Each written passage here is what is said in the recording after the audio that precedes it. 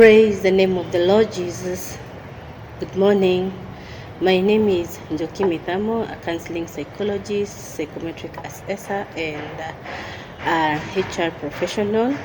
I am grateful this morning to be here. I am born again. Christ is Lord in my life. This is PCEA Kitengela Township Church, and we are running our Health Board Week, which is running from 4th of October up to 10th of October. Our theme of the year is Hope in Times of Crisis. And I'm excited to run this week through.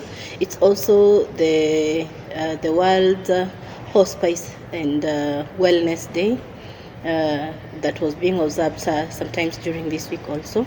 And it's interesting that we're going to have a conversation today about mental wellness. And in particularly, we are going to discuss a particular topic about depression. Before I start talking about depression, I would like to emphasize on the importance of mental wellness. Mental wellness is mainly concentrates and talks. It is all about your emotional wellness and balance, and it's something that has not been talked about a lot. It's a sensitization that has not been very, very popular around with people because we have not. It has not been the culture before. And people used to be stigmatized because of mental instability, but it's out there now. And what are we saying? We are saying that broken crayons also color. Yeah. And just as when you get physical instability or physically unwell, that is when you suffer a cold or you have symptoms of sneezing, headaches, maybe you get malaise in your joints and you go and see a doctor. It's the same way. Mental wellness or unwellness presents itself differently. There might not be physical pain, but when your emotions and your behaviors are painful, that means that you are not they are not normal, they are out of the usual. Then in that case you need to seek you need to seek health. You need to seek help from a mental wellness expert. And in that regard, I go straight to our topic of discussion today. We realize that statistics have been given about the number of suicide cases that were recorded in Kenya between the month of April and June or July, about 3 months, and it was very, very shockingly high. And therefore this is a topic that we cannot hide any longer, and we need to talk about it. It was recorded that there were about 483 reported cases of suicide within those 3 months. It is a sad affair. I believe that no one intended to get themselves to a place where they just want to take away their life. So what are we talking about? We are not saying that these people committed suicide entirely because they were depressed. But for you to get to a place where you want to take your life or the life of a loved one, it means that you are emotionally unwell. There is no emotional balance and you are unable to cope. That means that your coping mechanism is low or it is absent. In that case, straight on. So let's talk about depression. So what is depression? Depression is a mood disorder. It's a mood disorder. It's characterized by persistently low moods and prolonged periods of sadness. It is also characterized by feelings of emptiness, sadness, loss of interest in things that initially had motivated you or that you were interested in or that used to make you happy. And it is a persistent problem that can only be diagnosed if you experience this kind of feelings for a prolonged period of about 6 to 8 months. Only a clinical expert or a mental wellness expert can be able to diagnose that. And when it gets to a place where now you need to go and take medication, then in that case, it just does not become depression, but it becomes clinical depression.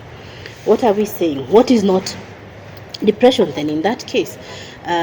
We all experience moments where we feel sad, we don't feel motivated, we don't feel excited about things that we love, and this is normal for life, because life is life and we cannot stop life from being life. Things that happen to you that sometimes make you feel not so happy, and you experience times that you feel sad, or you feel that you're not you are feeling empty, but the period in which you're feeling this is not really for prolonged periods of time, then in that case that is not depression.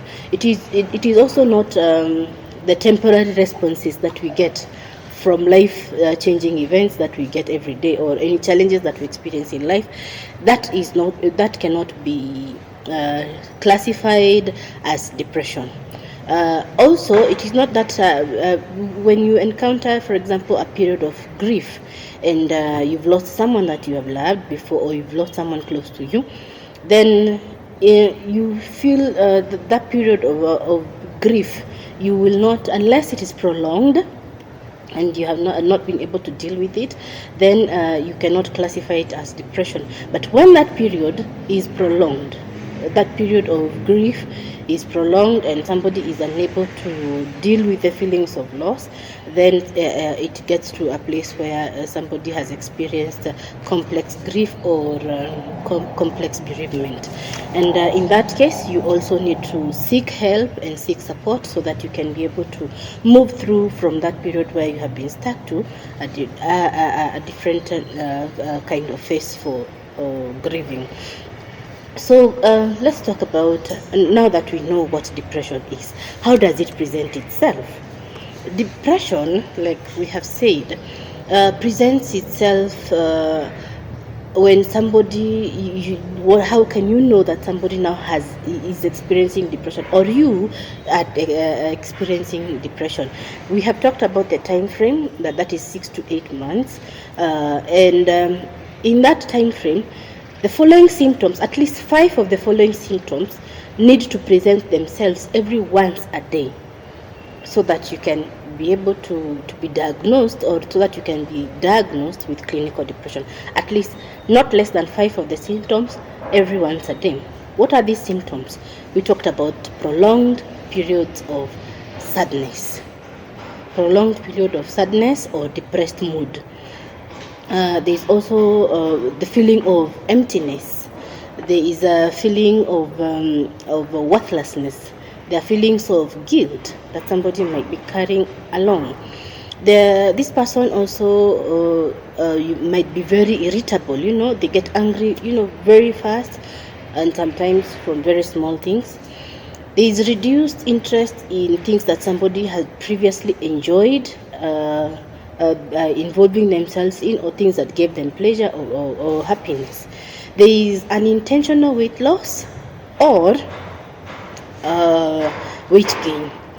It can be either or, that you experience either unintentional weight loss, or you experience unintentional weight gain.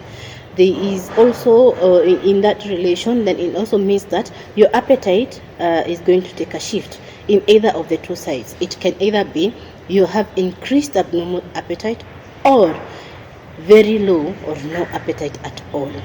It also means that you can also be able to experience a prolonged period of sleep, that is called hyposomnia, and you might realize that this person is sleeping for about 16 to 18 hours in a day, which is not normal. Normal sleeping periods is about 8 hours, or they get to experience no sleep at all. This person can go for very long periods of time without sleeping at all. There is also psychomotor agitation or delay. That means that person is experiencing very restless periods. They cannot be able to put themselves together or sit calmly, or there's a lot of pacing up and down, and or they experience the complete opposite, where even when they are talking, they talk in very slurred speech, their movement is very sluggish and or very slow. That is also another symptom that somebody might be experiencing or is going through depression. There's also feelings of lethargy. That person is totally not energetic at all. There is loss of there's fatigue, like this person is continuously tired and they feel tired. Even you wake up and you say nasikia nimechoka. Seriously, you've just woken up. You need to feel energetic.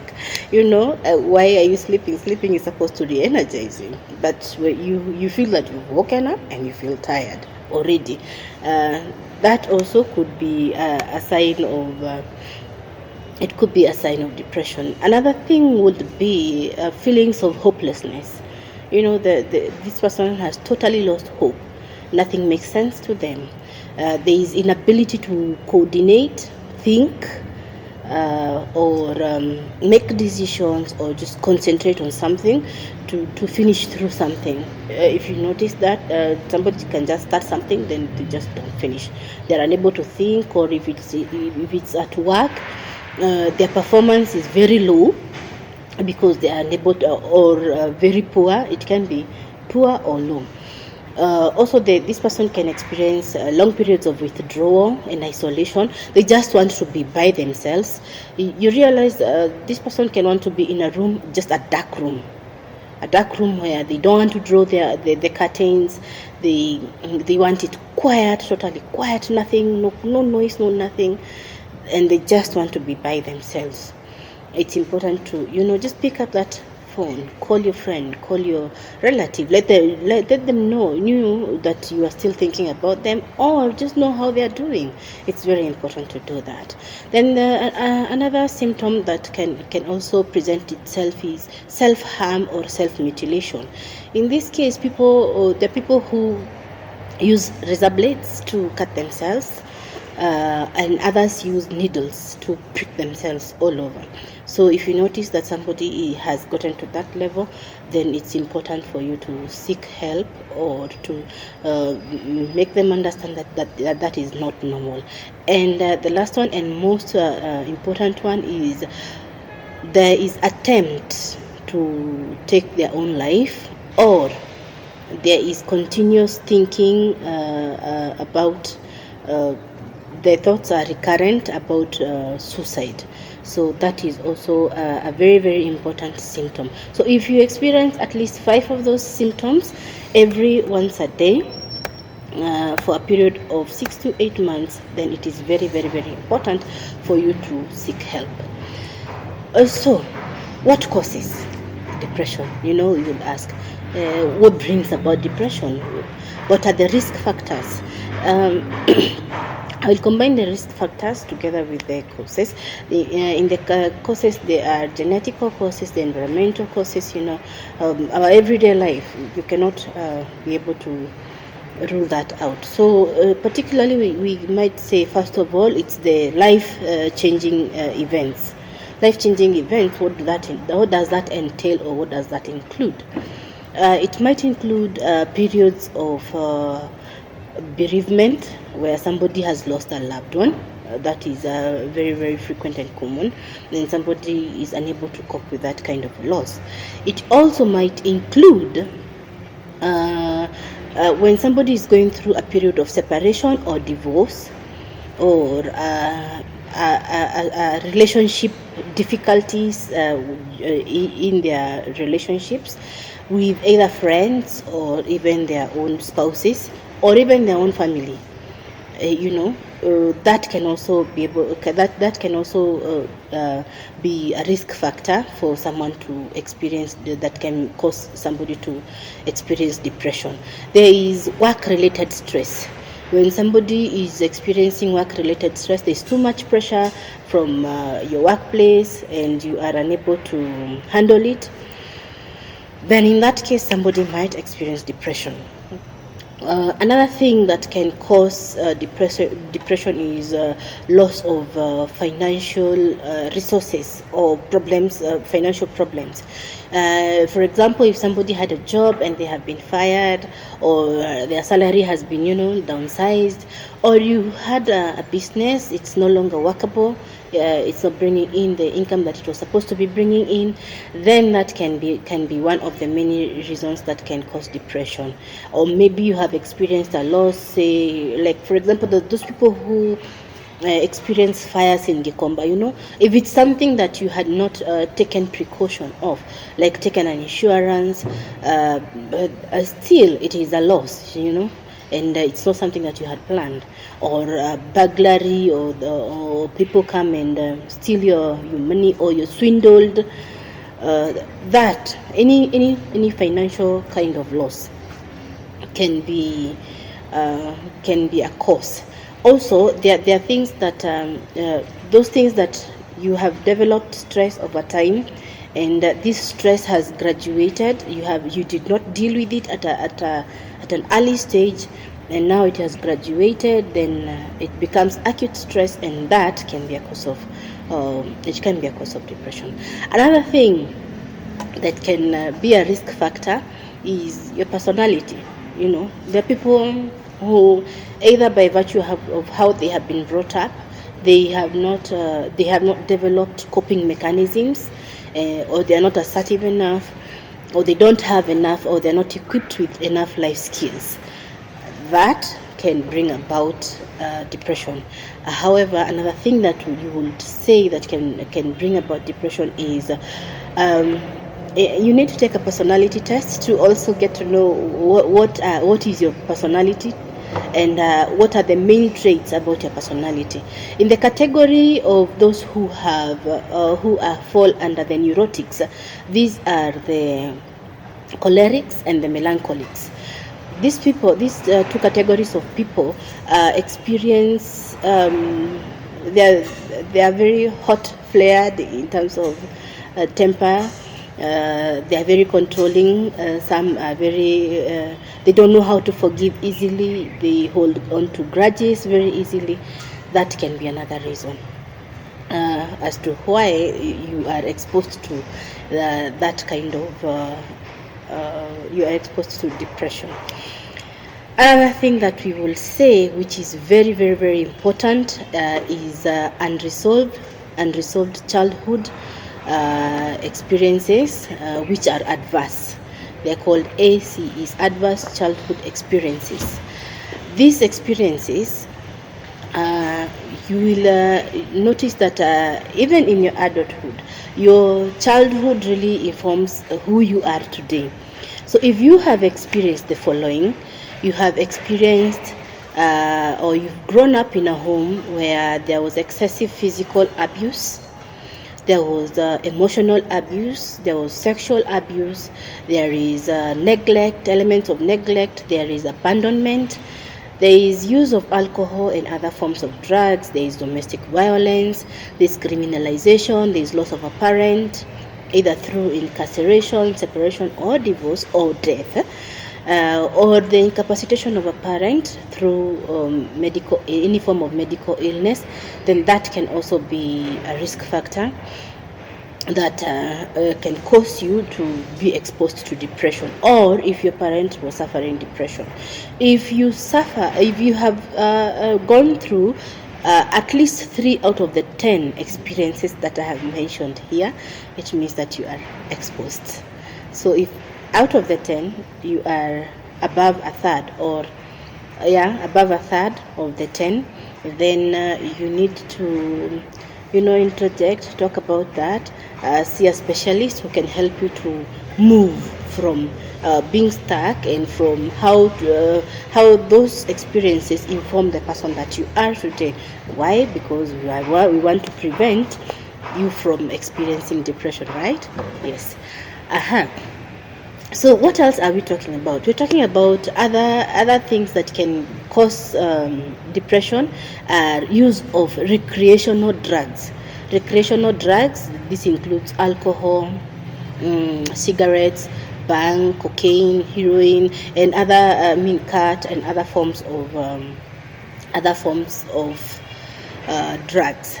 That is what can expose you. It can easily cause you to sink into depression very easily. There is also other forms of drugs, prescription drugs, which are also can easily make you sink into depression very easily. There is also, if you have experienced depression before, an episode of major depression, it is very easy for you to sink into a relapse. There is also, if you have experienced or you have been diagnosed with chronic illness or terminal illness, cancer, chronic pulmonary or obstructive disease, cardiovascular diseases, stroke or paralysis, or any other form of illness that has robbed you of health, so in that case you have lost health. There's also, if you have experienced a head injury before or an impact on your head, then that can also be a risk factor. So we've talked about risk factors, we've talked about symptoms. So how do you treat depression? How is depression treated? Well, first of all, like I said at the beginning of this video, only a psychologist or a mental wellness expert or a doctor, a qualified doctor, can be able to diagnose clinical depression. And in that same manner, they're the same people who are supposed to give you or to send you to the right treatment centers or to the right treatment. But I will highlight on a few things that are given for treatment, and this includes drugs like antidepressants. It also includes psychotherapy. Psychotherapy is talk therapy that you go through so that you can be able to be helped to improve on your thinking, feeling, and behaving. Also, in cases of somebody who is experiencing depression with episodes of psychosis, somebody can be taken through a procedure called electroconvulsive therapy. Then also treatment can also come through support, social support that is going to come from family, friends, and other support systems like support groups, that help you to be able to deal with those feelings. Another form of treatment is continuous physical exercises. That also is very, very important, and it helps a lot for people to be able to grow. So how do we prevent in that case? Because it looks like everything is a risk factor, because all those things that we have talked about are the things that we go through in our day-to-day life. So the things that we can do to prevent are: one, you need to exercise a lot of self-care, and in self-care we are talking about eating a well-balanced diet. That means your diet should include a lot of vegetables, fruits, and a lot of water. Reduced on very oily foods and junk foods and foods that do not, and processed foods, that is. You are encouraged to use a lot of vegetables, fruits, and water. Also, do a lot of exercises, physical exercises. At least make your body move for at least 30 minutes a day.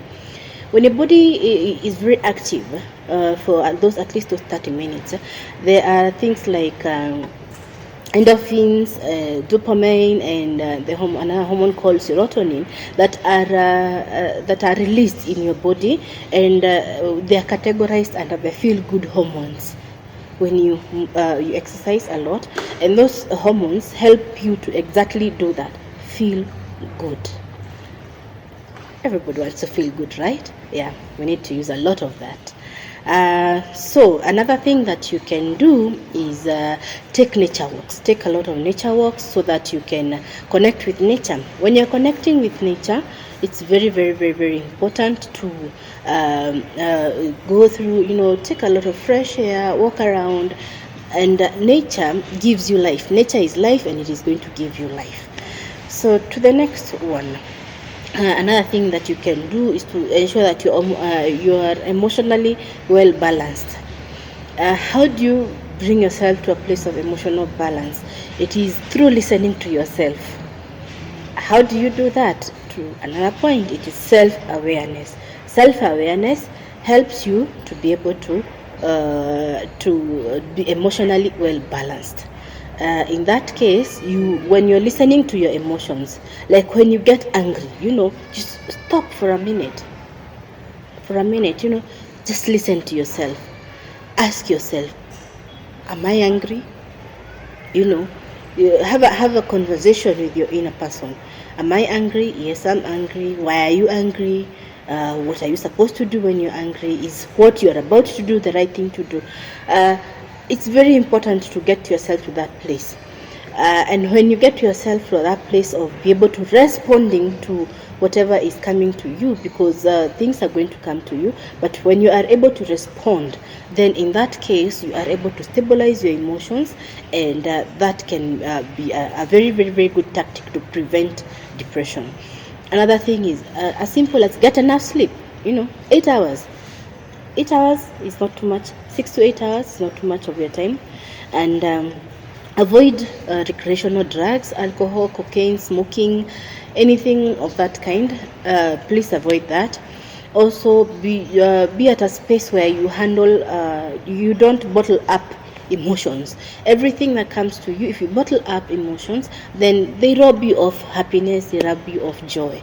You need to be able to handle whatever comes to you instead of sweeping it down in there, because it will eventually come out. Bad energy is not stored in it has to come out. So how do you do that? Handle a thing at a time. Anything that is going to give you stress, handle it at a time. Also, raise your self-esteem. This can be done through continuous affirmations. I am statements. Tell yourself, I am strong, I am capable, I am worthy, I am, all those I am statements are very, very, very important. They give you a feel good feeling about yourself. Then they also you affirm yourself of your capabilities and what you are worth of. Remind yourself that every day. Then you can also be journaling a lot of your feelings. Journaling is a very healthy thing to do. Like, when you experience something, just write it down. When you write it down, it is no longer inside of you, it has come out. Whatever you experience and you need to let it out, write it down. That is another technique. And you also need to experience gratitude. Gratitude is very, very, very important. If you have nothing to look forward to, thank God for the air that you're breathing. Thank God for being able to see or to breathe or to touch. That is enough, and it is going to create very, very, very, very good emotions for you. Also, connect with your family and friends. It's very, very important and very healthy to connect with your family and friends, people who give you positive energy. And finally, if you feel that you are overwhelmed, engage in talk therapy. That is why we have psychologists all over. That is why we have people here in church who can come and listen to you if you feel overwhelmed. So that is it for prevention. I got a few questions here that were sent to me, and I will answer them as fast as possible. And the first question was, do children experience depression and anxiety? Well, yes, they do, but for that to be diagnosed, it has to be done by a doctor. So refer to a doctor, they'll be able to do that. Do children suffer from depression and anxiety? Yes, directly and indirectly. If first their caregiver is depressed, then they are suffering from that indirectly. And yes, they suffer from depression. How? The only way you can be able to notice that is when you see a child with anger bursts and some of these regression regression, like if a child had been potty trained, then they start regressing backwards, or a child is no longer interested in school and such things. So with that, you can see somebody who can be able to help you to diagnose whether they are or not depressed. What can I do if the support does not help? Then that is not support to count on. Then you if you anchor yourself to a certain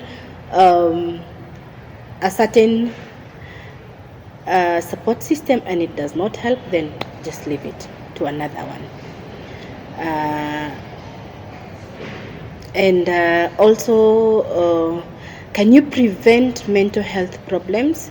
Yes, you can prevent mental health problems, but also we also said that mental wellness, if you can do all that, that is one thing that you can be able to do to prevent issues of mental health. But also, apart from depression, there is a whole range of other diseases that are mental health problems. So yes, some are preventable, some are not. It is the same way that we do when you walk and you catch a cold, you had tried to eat vegetables and you drank a lot of water and your vitamins were in check, but you still did get a cold, right? Yeah, it's the same way that as somebody who is experiencing a mental health problem might take care of themselves, but they still contract or develop a mental health disorder or illness. And with that, I say thank you so very much for listening to me, and God bless you.